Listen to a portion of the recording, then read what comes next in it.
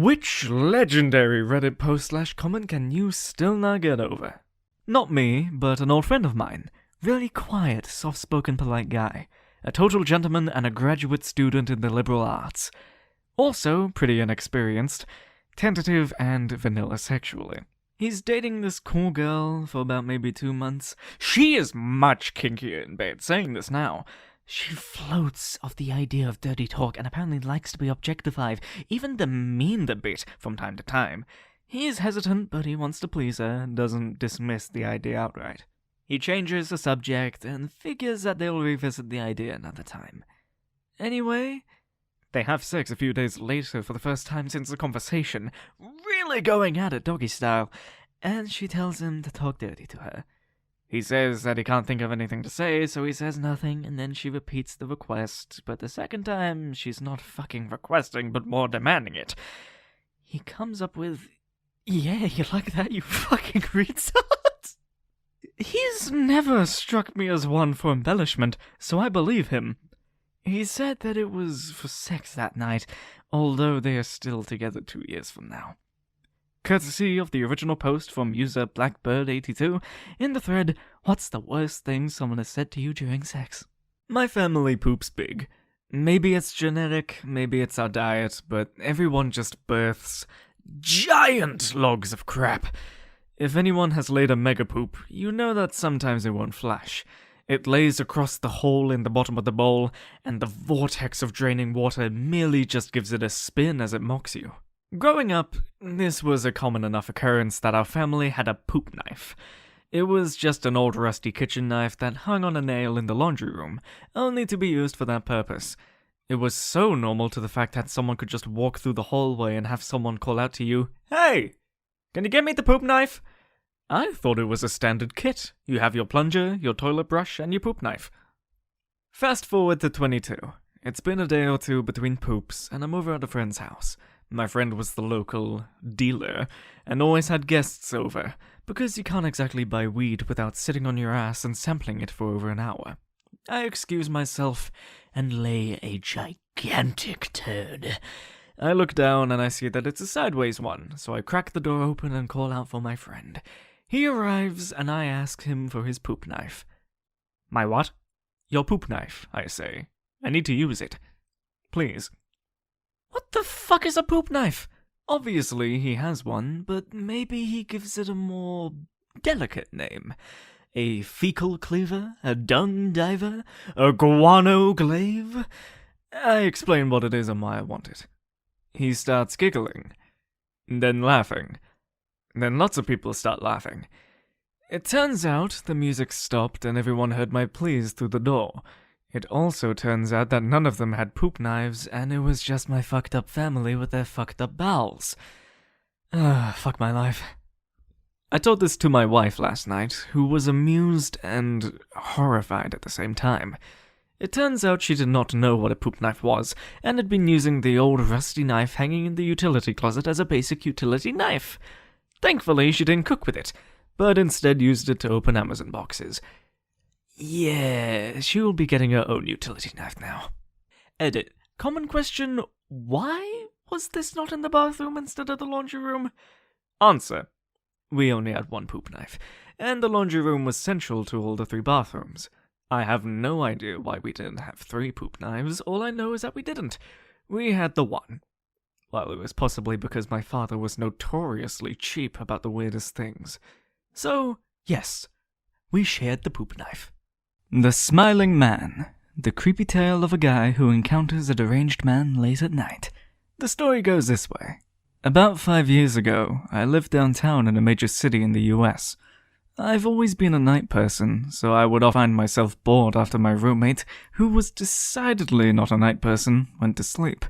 To pass the time, I used to go for long walks and spend the time thinking. I spent 4 years like that, walking alone at night, and I never once had a reason to feel afraid. I always used to joke with my roommate that even the drug dealers in the city were polite. But all of that changed in just a few minutes one evening. It was a Wednesday, somewhere between 1 and 2 in the morning, and I was walking near a police-patrolled park quite a ways from my apartment. It was a quiet night, even for a weeknight, with very little traffic and almost no one on foot. The park, as it was most nights, was completely empty.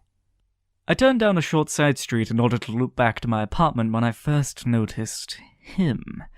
At the far end of the street on my side was a silhouette of a man dancing. It was a strange dance, similar to a waltz, but he finished each box with an odd forward stride. I guess you could say he was dance walking, headed straight for me. Deciding he was probably drunk, I stepped as close as I could to the road to give him the majority of the sidewalk to pass by me. The closer he got, the more I realized how gracefully he was moving. He was a very tall and lanky individual wearing an old suit. He danced closer still until I could make out his face. His eyes were wide open and wild, head tilted back slightly, looking off at the sky. His mouth was formed in a painfully wide cartoon smile. Between the eyes and the smile, I decided to cross the street before he danced any closer. I took my eyes off him to cross the empty street. As I reached the other side, I glanced back, and then stopped, dead in my tracks. He had stopped dancing, and was standing with one foot in the street, perfectly parallel to me. He was facing me, but still looking skyward, the smile still wide on his lips. I was completely and utterly unnerved by this. I started walking, but I kept my eyes on the man. He didn't move. Once I had put about half a block between us, I turned away from him for a moment to watch the sidewalk in front of me.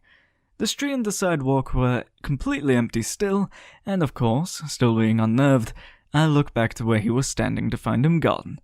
I felt relieved for the briefest moments, until I noticed him. He had crossed the street, and was now slightly crouched down. I couldn't tell for sure due to distance and the shadows, but I was certain he was facing me. I had looked away from him for no more than 10 seconds, so it was clear that he had moved fast. I was so shocked for a time that I stood there just staring at him. And then he started moving towards me again. He took a giant, exaggerated tiptoed steps as if he were a cartoon character sneaking up on someone, except he was moving very, very quickly. I'd like to say at this point that I ran away or pulled out my pepper spray or my cell phone or anything at all, but I didn't. I just stood there, completely frozen as the smiling man crept towards me. And then he stopped again, about a car length away from me, still smiling his smile, looking to the sky. When I finally found my voice, I blurted out the first thing that came to mind. What I meant to ask was, "What the fuck do you want?" in an angry, commanding tone. But what came out was a whimper. What the fuck? Regardless of whether or not humans can smell fear, they can certainly hear it. I heard it in my own voice, and that only made me more afraid. But he didn't react to it at all. He just stood there, smiling. And then, for what felt like forever, he turned around, very slowly, and started to walk away. Just like that. Not wanting to turn my back to him again, I just watched him go, until he was far enough away to be almost out of sight. I then realized something. He wasn't moving away anymore, nor was he dancing. I watched in horror as the distant shape of him grew larger and larger. He was coming back my way, and this time he was running. I ran too. I ran until I was off the side road and back onto the better lit road with sparse traffic. Looking behind me then, he was nowhere to be found. The rest of the way home I kept glancing over my shoulder, always expecting to see his stupid smile, but he was never there. I lived in that city for 6 months after that night, and I never went out for another walk. There was something about his face that always haunted me. He didn't look drunk, he didn't look high. He looked completely and utterly insane. And that's a very, very scary thing to see. I tried really hard to find the original post, but I couldn't find it anymore. Anyway, it was a post in our Am I the Asshole, where an Uber driver drove a girl to a restaurant where she was meeting her boyfriend. Before he dropped her off, he gave her a respectful comment, nothing inappropriate and without any bad intentions. He was asking if he was the asshole, and the answer was no. The best part happens in the comments section, when somebody asked if he was living in a specific city. He replied, a little freaked out, with a yes. Turns out it was the stranger's cousin who he gave the compliment to. After he dropped her off at the restaurant, she went inside to meet her boyfriend. However, it wasn't a nice night because he broke up with her. She told her cousin that the compliment that the Uber driver gave her made her happy and gave her some comfort or something like that. The girl and the Uber driver then contacted each other through the cousin. I don't know what happened afterward, but if somebody knows this post, I will give you a virtual hug if you could link it. I believe I saw it on Reddit, an IT tech-related post. A guy starts a new job as a system admin, with no other IT at the place. Previous admin had just been there for about fucking forever, and left behind some documentation, but not enough to make the job easy. The guy finds a note from the previous tech and with a few miscellaneous tips, and then says, if there is a critical emergency and everything else has failed, there is a box in the server room behind the switch, open only as a last resort. The guy is there for a few years, metaphorical fires get fixed, and he learns the tricks of the place, but one day the servers don't boot. He tries everything, can't get it to work, the files are all there, blah blah blah, the company can't function, and actual fires are about to start. The guy freaks out and remembers the emergency box and figures now should be an emergency, and figures maybe the guy left some sort of access code into an off-site backup or tape drives or some sort of disaster recovery thing, and goes into the server room. Behind the switch is a box. He pulls it out and opens it to find a bottle of tequila. The story of user Jason in Hell is one of the saddest stories I've read on the internet. If you guys don't know the story, user Jason in Hell was a fellow Reddit user that posted his story regarding his wife's cheating with his neighbor on relationship advice. Our relationship advice told him that he would be better off divorcing his wife than dealing with her. A few days later, he posts something on our legal advice to see how he can secure custody of his 2 children during the divorce. His wife, named Brandy Worley, found the our legal advice thread.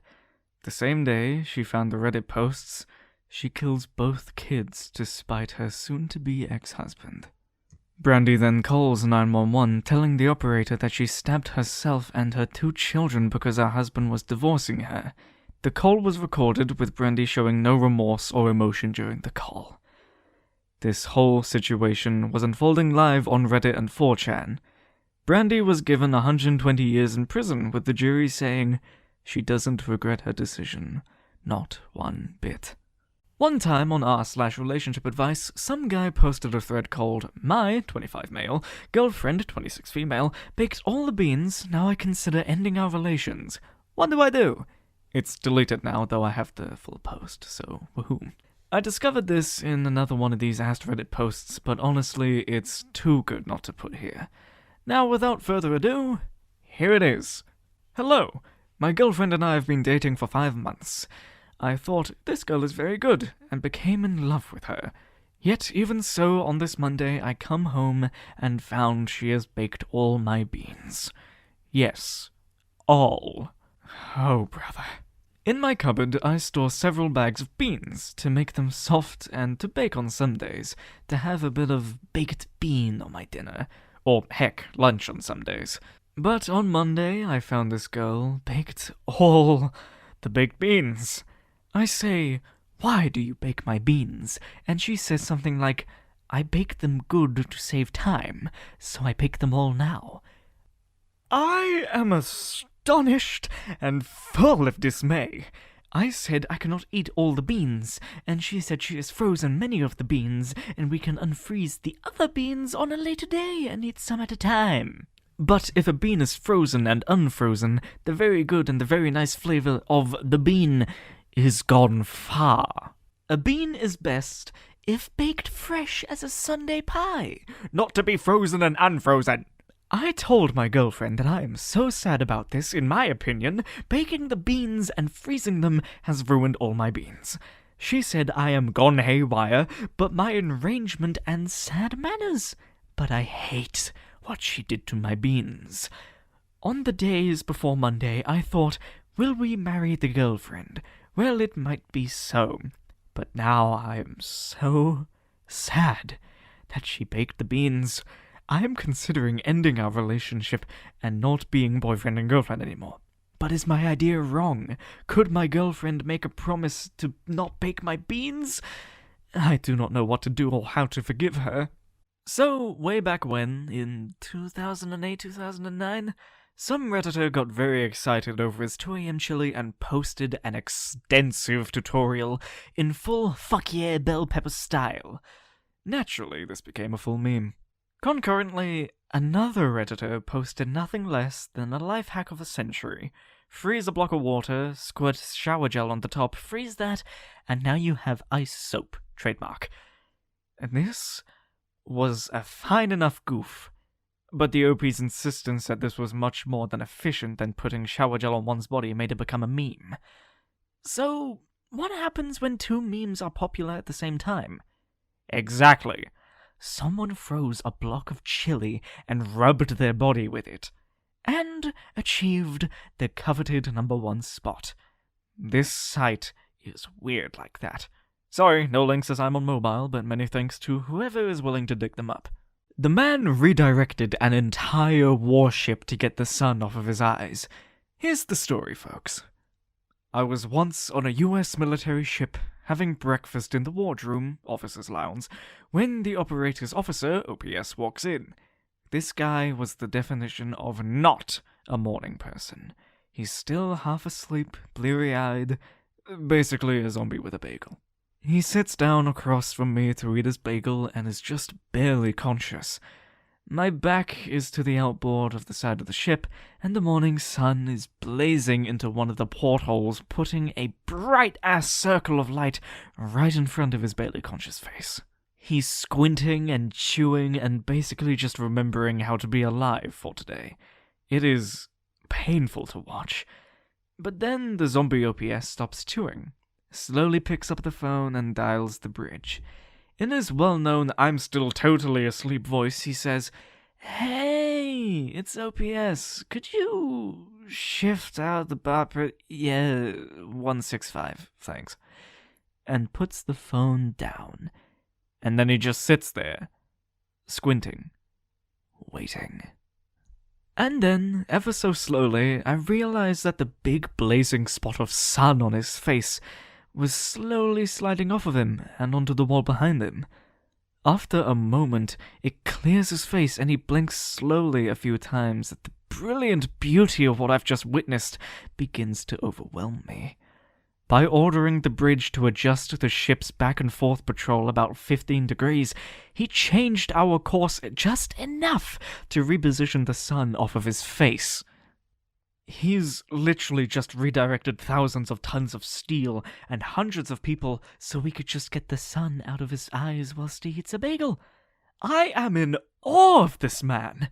He slowly picks up his bagel, and for a moment I'm terrified at the thought of his own genius may escape him, that he may never appreciate the epic brilliance of his laziness, since he's not going to wake up for another hour.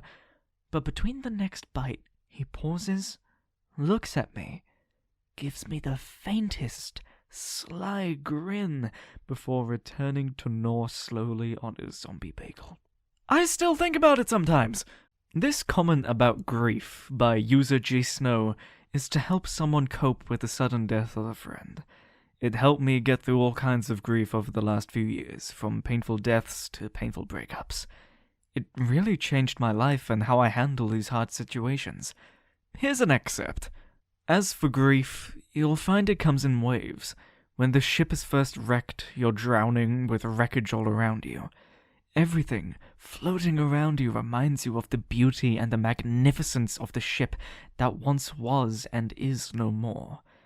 All you can do is float. You find some piece of wreckage and maybe you can hang on to it for a while. Maybe it's some physical thing. Maybe it's a happy memory or some photograph. But maybe it's just a person who's floating as well. For a while, all you can do is just float, stay alive. In the beginning, the waves are 100 feet tall and crash over you without mercy. They can come in 10 seconds apart and don't even give you a chance to catch your breath. All you can do is just hang on and float. After a while, maybe weeks, maybe months, you'll find that the waves are still 100 feet tall. But they come further apart. When they come, they still crash over you and wipe you out, but in between you can breathe, you can function. You never know what's going to trigger the grief. It might be a song, a picture, a street intersection, or even just the smell of a cup of coffee. It can be just about anything. And the wave comes crashing. But in between the waves, there is life. Somewhere down the line, and it's different for everybody, you can find that the waves are only 80 feet tall, or 50 feet tall, and while they still come, they come further apart. You can see them coming, an anniversary, a birthday, or Christmas, or landing at O'Hare. You can see it coming, for the most part, and prepare yourself. And when it washes over you, you know that somehow you will, again, come out on the other side, soaking wet, sputtering, hanging on for some tiny piece of wreckage. But you'll come out. I can't remember where this was posted, but this woman had downloaded a sleep app that used an audio recording in her sleep. When she woke up and reviewed the recording, you can hear her talking in her sleep, and she asks questions like, "What are you doing?" And all you can hear is a bunch of muffled noises, and a response which was like, "Go back to sleep," or something like that. OP was trying to help figure out if this was a home invasion or something else. The entire recording is very creepy as the situation was involved. I wish I could remember where it was, but I think about it all the time, and now I don't even want to record my sleep. This one's for all the jealous and insecure people out there. I just realized OP deleted his user, but I hope he knew how much his comment meant to me, and it changed my perspective on things. Still learning not to light any curtains on fire, but hopefully I'll be able to get there soon. Or not. Maybe I'll just commit arson. But anywho, the post goes this way. I was jealous too around your age. My first GF left me when I was 19 for a best friend, and me being jealous surely didn't stop it, that's for sure. They had been friends since childhood, and I was her first BF. The moment we got together, he started to confess his love for her, and when I found out about it, I did what I thought I had to do. I said that, since this guy is clearly in love with you, you shouldn't hang out with him. I could not have been working any harder for the friend's success with my GF even if I tried. The more I tried to stop it, the harder I pushed her to him. I'm not saying that what she did was the right thing or anything, but the goal of jealousy is to keep your partner. I thought that if she spent time with a guy that was in love with her, she might catch feelings for him and dump me and blah blah blah blah blah. So, obviously, I tried to prevent it. This made me come off as needy and insecure, and it drove her to him. I knew I lost her when I said that I would break up with her if she didn't stop seeing him. She agreed to this for like 2 weeks, and then she broke up with me because she didn't want to stop seeing her childhood friend, even if he was in love with her. So what I learned the hard way is that jealousy will cause the problem you are trying to stop. Let me repeat that. Jealousy will cause the problem you are trying to stop.